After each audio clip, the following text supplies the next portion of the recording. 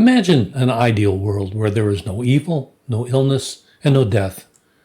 It might be ideal, but ironically, it wouldn't be perfect. Without evil, there would be no forgiveness. Without illness, there would be no healing. Without death, no hope for an afterlife with God. But we don't live in such a world. Ours might be imperfect, but we do have forgiveness, healing, and hope. Those are the reasons Christ came into the world. Let's consider the image of Christ the physician, the divine doctor who came to make people whole. Indeed, healing was an integral part of his ministry. Jesus traveled all over Galilee. He taught in the synagogues, preached the good news of God's kingdom, and healed all kinds of sickness and disease among the people. Healing is more than the presence of divine activity. It's a foretaste of God's kingdom. As Revelation chapter 21 states, God will wipe away every tear from their eyes. There will be no more death. No one will mourn or cry or be in pain. That world has disappeared. Jesus gave his ministry and his vision to his followers. Go to the lost sheep. Tell them God's kingdom is near.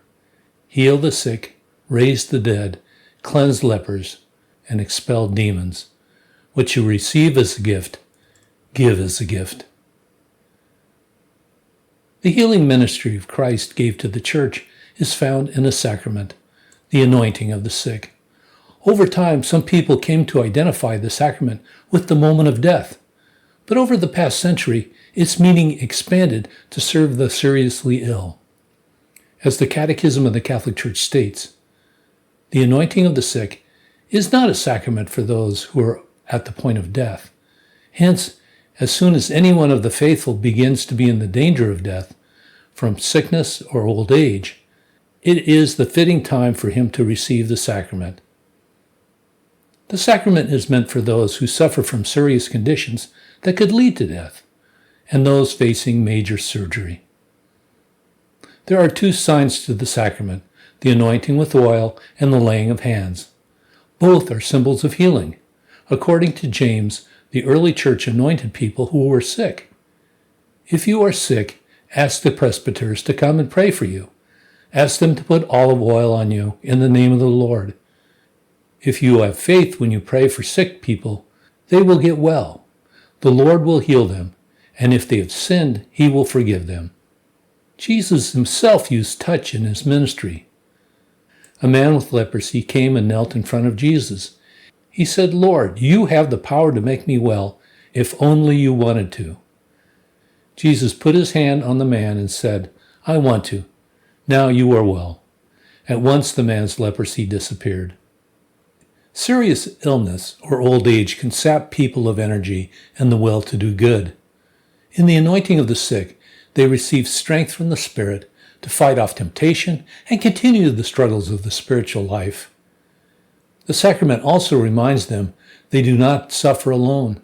They can identify with the passion of Christ and realize the church walks with them even if they prepare for death. In their last moments of life, the church can offer the dying Eucharist. It's called viaticum, which means provisions for the journey.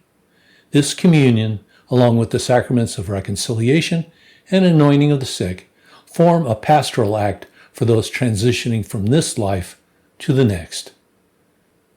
In an ideal world, even those who suffer or fall to disease would be cured. While many cures do exist in our modern world, we must recognize the difference between cures and healing. Healing encompasses far more than ridding people of a condition. Healing represents spiritual and psychological growth. It means transcending past injuries and finding wholeness even from the ruins of tragedies. Anointing of the sick can result in a divine cure, but its focus is on healing, on Christ making his people whole.